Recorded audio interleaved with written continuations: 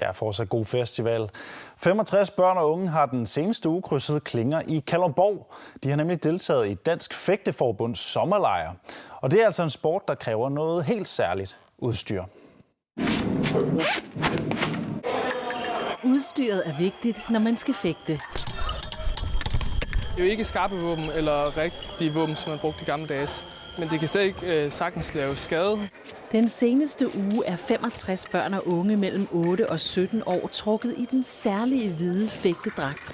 De har fægtet mod hinanden til fægtesommerlejr i Ulfshøjhallen i Kalundborg.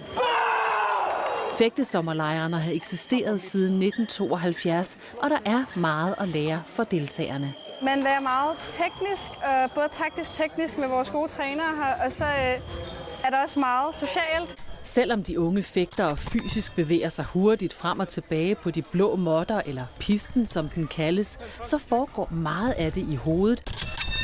Og det kræver fuld koncentration at stå foran en modstander.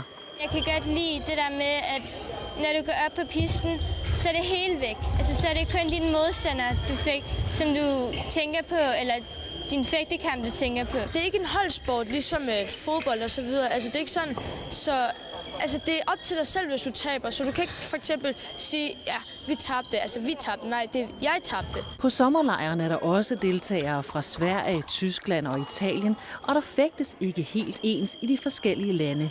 For eksempel er italienernes fægtestil anderledes. Generelt mere stille og påpasselig i deres fægtestil, og lige pludselig så er de bare ret eksplosive, og så angriber de.